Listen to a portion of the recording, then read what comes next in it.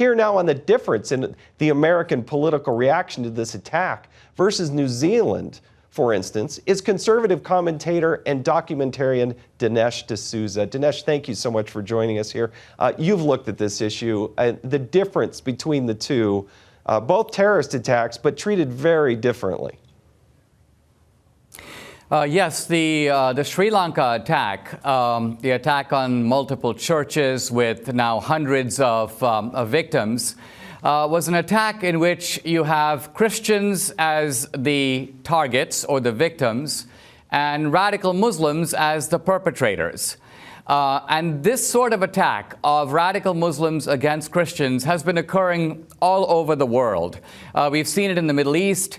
We've seen it in North Africa. We've seen it in Asia. So it's part of a systematic pattern of targeting. Yet, this notion of Christians as victims and Muslims as perpetrators disrupts the progressive narrative, if you will. And so not just the Democrats, but also the media left has been remarkably quiet about the Sri Lanka attacks in comparison to the New Zealand attack. The New Zealand attack, of course, fit the narrative. You had a mosque that was the target, so Muslims become the victims. You had a white supremacist who was the perpetrator. So they were all over that. And they were not only focusing on the attack, but they were focusing on the motivation of the attacker. And they were trying to link the white supremacist to white supremacy all over the world. Even Trump's name was brought into it, even though the perpetrator in that case was really clear that he hated President Trump. So what you see is a massive disparity of the way that these two incidents have been treated. It's kind of a window into the way, I think, in which news gets distorted and tragedies get, in a way, played for political gain. Yeah, and you had several leaders within the Democratic side of the aisle, including former President Barack Obama. You had the governor, Democratic governor of Colorado. You had Representative Kildee out of Michigan, all saying Easter worshipers as opposed to Christians, as if they were, this all happened within an hour of each other, as if they said, let's not refer to Christianity. But why? Why offend so many Americans by forgetting and not naming what Easter is actually all about?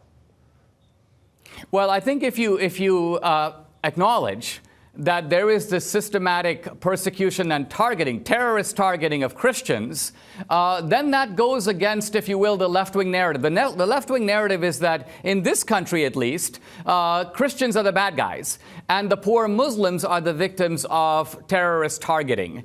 And so it's not just that they wouldn't use the word Christian, it's that in the New Zealand attack, there was a tremendous quest for the motivation of the attacker. Why did he do it? Answer, he's a white supremacist. Therefore, white supremacy is a global problem that needs our urgent attention. Now, in this case, the motivation is, if anything, even more clear. This is ISIS. These are radical Muslims who are doing this in the name of Islam and targeting, religious targeting of Christians. And yet, no discussion of motivation. In fact, the ones who talk about motivation basically say, listen, we should not make the mistake of equating the people who do these things with Muslims in general. Yeah, so a desire to distinguish between the perpetrators and Muslims in general.